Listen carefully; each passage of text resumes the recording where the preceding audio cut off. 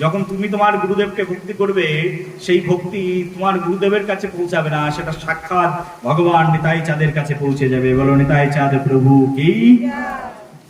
আর এই জগতে যত যত গুরুদেব, যত যত গুরুতত্ত্ব আছে, সব গুরুতত্ত্বের মধ্যে স্বয়ং ভগবান নিতাই চাঁদ বসে রয়েছেন, স্বয়ং মহাপ্রভু সেখানে বসে রয়েছেন। যত গুরুদেব এই জগতে আছেন, কেউ তার গুরুদেবকে প্রাণ ভরে ভক্তি করে, আর সেই ভক্তির মধ্যে সেই ভক্তির পুষ্পাঞ্জলি কিন্তু সেটা ভগবানের কাছে চলে যায়। প্রেম সে বলো, ভগবানের কাছে চলে যায়। সেই জন্য শাস্ত্রে বলছে, এই কলিযুগে একমাত্র এই জ্ঞান প্রকাশিত হয় শ্রী গুরুদেবের করুণাতে। জ্ঞান লাভ করবার জন্য মানুষ কিন্তু স্কুল কলেজে যায় না, গুরুদেবের কাছেই যায়। ভগবান শ্রীকৃষ্ণের জ্ঞানের অভাব ছিল নাকি? ভগবান শ্রীকৃষ্ণ সন্দীপনী মুনির আশ্রমে গেলেন, সেখানে গিয়ে বললেন, হে গুরুদেব। গুরুদেব আর গুরু মায়ের সারাদিন সেবা করতেন, গুরু মাতা আর গুরুদেবের সারাদিন সেবা করতেন। বন থেকে, জঙ্গল থেকে ভগবান শ্রীকৃষ্ণ কাঠ সংগ্রহ করে নিয়ে আসতেন, সেই কাঠ দিয়ে মাতা রান্না করতেন, সেই রন্ধনকৃত বস্তু সেটা গুরুদেবকে অর্পণ করা হতো, গুরুদেবকে ভোগ লাগানো হতো। গুরুদেব প্রসন্ন চিত্তে সেই প্রসাদ গ্রহণ করতেন, তারপরে তার শিষ্যরা গ্রহণ করতেন।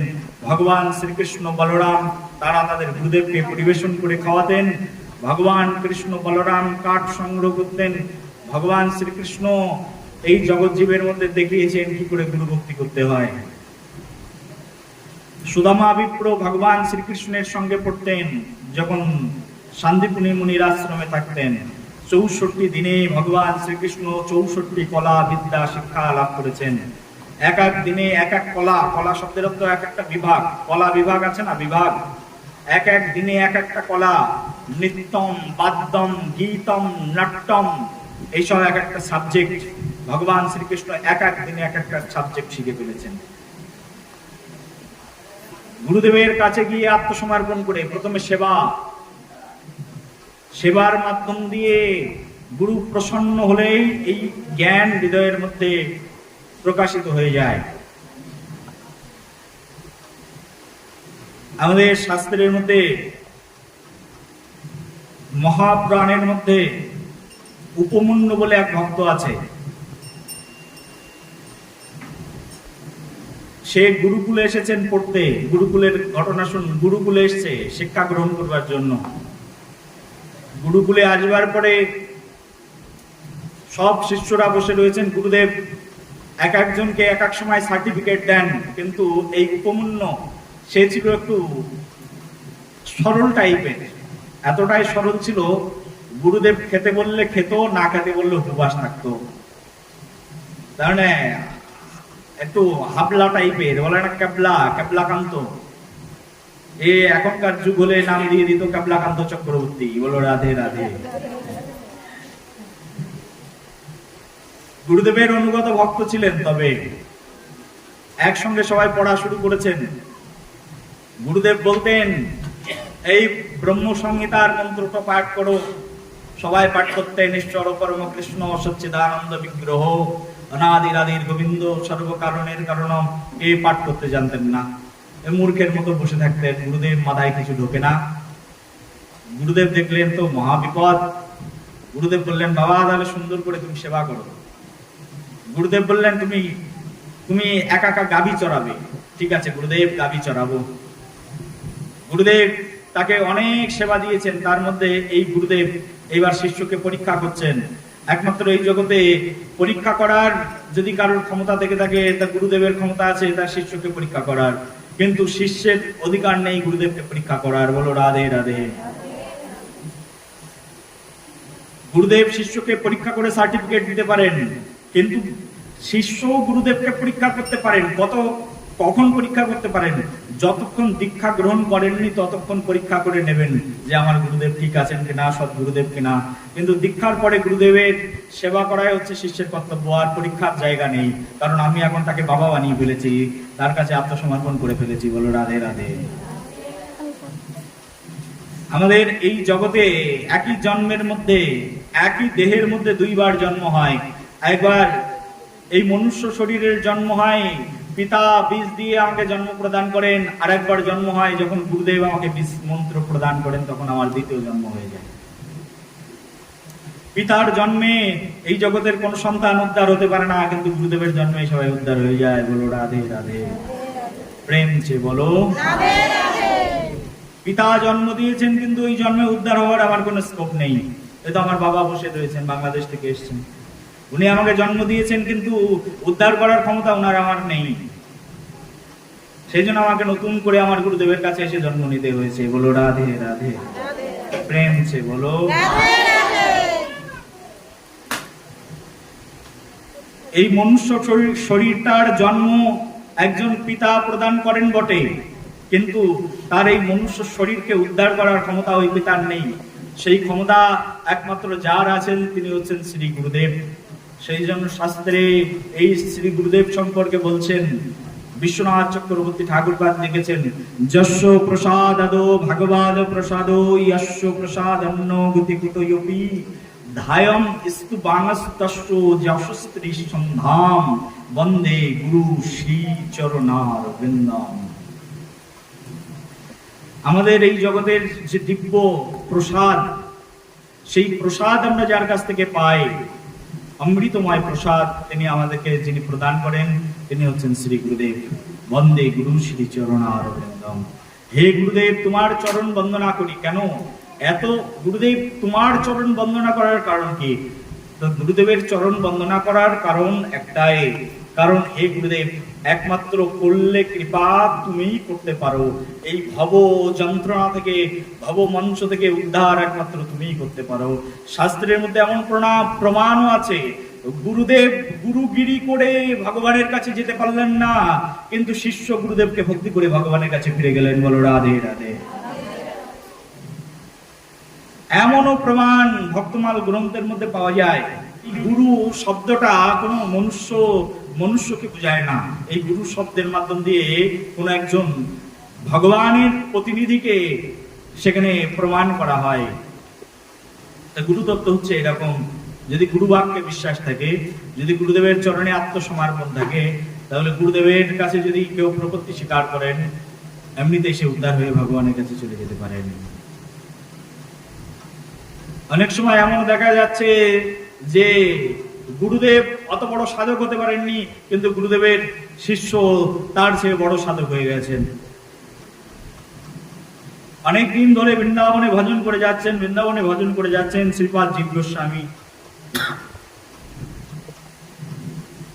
এই 6 গোসাইয়ের করি চরণ বন্ধন, যা হইতে বিঘ্ন নাশ বিষ্ট পূরণ।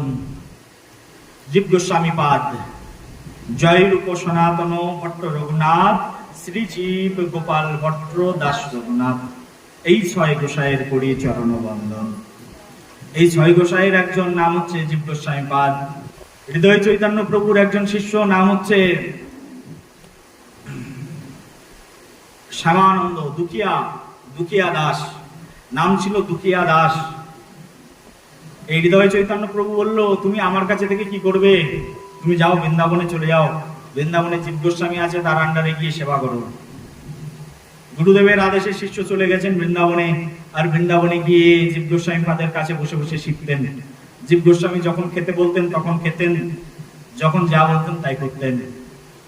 জীব গোস্বামী বললেন একদিন, অনেকদিন ধরে জীব গোস্বামীর কাপড় চোপড় কাচেন, জীব গোস্বামীর পদসেবা করেন, জীব গোস্বামীর সাথে থাকেন, সারাদিন তাকিয়ে থাকে জীব গোস্বামী কখন আমাকে একটা সেবা দেবে, কখন আমাকে আদেশ করবে এই কাজটা করো। কাজের জন্য বসে থাকেন, গুরুদেব কিছু একটা সেবা দিন, কাজ দিন, এই যে বসে থাকেন হাত জোর করে, গুরুদেব কখন সেবা দেবেন। জীব গোস্বামী একসময় ডাকলেন, এই দুকিয়া শোনো। হ্যাঁ গুরুদেব বলুন। দুকিয়া, তুমি এক কাজ করো, ওই যে নিকুঞ্জ বন আছে, এই নিকুঞ্জ বনে ঝাড়ু মারো। ইচ্ছা করলে একাও ঝাড়ু মারা যায়, আপনি এখন গিয়ে একা ঝাড়ু মারতে পারবেন। সারা বৃন্দাবনের রাস্তায় একা আপনি ঝাড়ু মারতে পারবেন, কিন্তু ভগবানকে লাভ করতে পারবেন না। বলো রাধে রাধে। আজ্ঞায় করিব সেবা চরণার বৃন্দ। গুরুদেবের বিনা অনুমতিতে আপনি কোটি কোটি টাকার রাজভোগ মানুষকে খাইয়ে দিলেও ভগবানকে লাভ করতে পারবেন না। সেই জন্য গুরুদেবের অনুমতি চাই। এই কুঞ্জবনে ঝাড়ু দেবে, ভালো কাজ না, খারাপ কাজ নাকি? কুঞ্জবনে ঝাড়ু দেবে, তা অনুমতির অপেক্ষা। গুরুদেব আদেশ করুন, অনুমতি করুন, তারপরে যাব। কোনো সেবা দিন আমাকে। বৃন্দাবনের সেবার অভাব আছে, যাও এখানে ঝাড়ু লাগাও। জীব গোস্বামী বললেন সেই দুঃখিয়া দাসকে যাও ঝাড়ু দাও। দুঃখিয়া দাস প্রতিদিন ঝাড়ু দিতেন সকালবেলায়। ঝাড়ু দিতে দিতে একদিন কৃপা হয়ে গেল গুরুদেবের করুণায়। প্রথমে গুরু কৃপা, তারপরে রাধা কৃপা। গুরু কৃপা না হলে কৃষ্ণ কৃপা হয় না, সেই জন্য গুরুদেবের আনুগত্যে সেবা করতে হয়। সেই জন্য শাস্ত্রে বলছে আজ্ঞায় করিব সেবা চরণারবিন্দ। শ্রীকৃষ্ণ চৈতন্য প্রভুর দাসের অনুদাস, সেবা অভিলাষ মাগে নরোত্তম দাস। হে শ্রীকৃষ্ণ চৈতন্য প্রভু, আমি তোমার দাসের অনুদাস, সেবা অভিলাষ মাগে নরোত্তম দাস। প্রেম ভক্তির মহাজন তিনি বলছেন আমি তোমার সেবার অভিলাষ করি প্রভু। আমি ডাইরেক্ট কৃষ্ণ তোমার দাস হতে পারলাম না, হে মহাপ্রভু আমি তোমার ডাইরেক্ট দাস হতে পারলাম না। আমি কার দাস? বলছে শ্রীকৃষ্ণ চৈতন্য প্রভুর দাসের অনুদাস। আমি হচ্ছি শ্রীকৃষ্ণ চৈতন্য প্রভুর যিনি চাকর, শ্রীকৃষ্ণ চৈতন্য প্রভুর দাসের যিনি দাস, আমি তার দাস, আমি তার চরণের সেবক। তার মানে আমি শ্রীকৃষ্ণ চৈতন্য প্রভুর সেবা অনুগামী, গদাধর প্রভু তার অনুগামী, পার্শ্বদগণ তার অনুগামী, আমার শ্রী গুরুদেব, আমি সেই শ্রী গুরুদেবের দাস। এই হচ্ছে আমাদের গৌড়ীয় ভক্ত সেবার লক্ষণ, এই হচ্ছে আমাদের গৌড়ীয় সংস্কৃতি, এই হচ্ছে আমাদের শাস্ত্রের শিক্ষা। আজ্ঞায় করিব সেবা চরণারবিন্দ। আজ্ঞায় সেবা করতে হবে। ভগবানকে সেবা করতে চাও আজ্ঞা নিয়ে, গুরুদেবের আনুগত্যে, গুরুদেবের সত্রের মধ্যে থেকে, গুরুদেবের সেবার মধ্যে থেকে শুধুমাত্র ভগবান শ্রীকৃষ্ণকে সন্তুষ্ট করা যায়। এই দুঃখিয়া দাস সেবা করতে করতে একদিন রাধারানীর চরণের নুপুর পেয়েছেন, আর সেদিন তার কৃপা হয়ে গেল। দুঃখিয়া দাসের নাম সেদিন থেকে শ্যামানন্দ হয়ে গেল। রাধারানী সেই নুপুরটা ধুলায় রঞ্জিত করে সেই দুঃখিয়া দাসের মাথায় লাগিয়ে দিয়েছেন, আর সেই কপালে তিলক অঙ্কিত হয়ে গেল। রাধা রানীর রজের তিলক, রাধা কুণ্ডের তিলক এই যে কপালে পড়া আছে, বৃন্দাবনের রজের তিলক। সেই দুঃখিয়া দাসের কপালে রাধারানী নিজে বৃন্দাবনের মাটি লাগিয়ে দিলেন, বললেন এটাই তোমার কপালের তিলক। সেই দুঃখিয়া দাসকে বললেন আজ থেকে তোমার নাম দুঃখিয়া দাস নয়, আজ থেকে তোমার নাম হবে, আমার নাম শ্যামা, আজ থেকে তোমার নাম হবে শ্যামানন্দ। যিনি শ্যামায় আনন্দ পান তার নাম হচ্ছে শ্যামানন্দ। বলো শ্যামানন্দ প্রভু কি? ভগবানের নাম হয়ে গেল, সেই ভক্তের নাম হয়ে গেল শ্যামানন্দ দাস। এই গুরু আনুগত্যের সেবায় তিনি শ্যামানন্দ দাস হয়ে গেলেন। শ্যামানন্দ, শ্যামে আনন্দ যিনি পান তিনি তো শ্যামানন্দ, শ্যামায় যিনি আনন্দ পান তিনি শ্যামানন্দ। রাধারানীর আনুগত্যের সেবা, গুরুর আনুগত্যের সেবা, এই বৃন্দাবনের মাটি পড়ার এটাই হচ্ছে সার্থকতা। বহু বছর, বহু জন্ম তপস্যা করার পরে বৃন্দাবনের মাটি কপালে ওঠে। এই যে আমরা পড়েছি বৃন্দাবনের মাটি, এই যে কালো মাটিগুলো বৃন্দাবনের মাটি, এটা রাধারানী ডাইরেক্ট অনুমোদন করেন কাউকে, আমি তোমাকে অনুমোদন করলাম পড়ো, সেদিন থেকে সে অনুমোদন পেয়ে যায়। আজ থেকে আমার বৃন্দাবনের মাটি পড়ার অনুমোদন হয়ে গেল। বড় কপাল, বৃন্দাবনের মাটি কপালে ধারণ করেছি, সবাই ধারণ করতে পারেন না।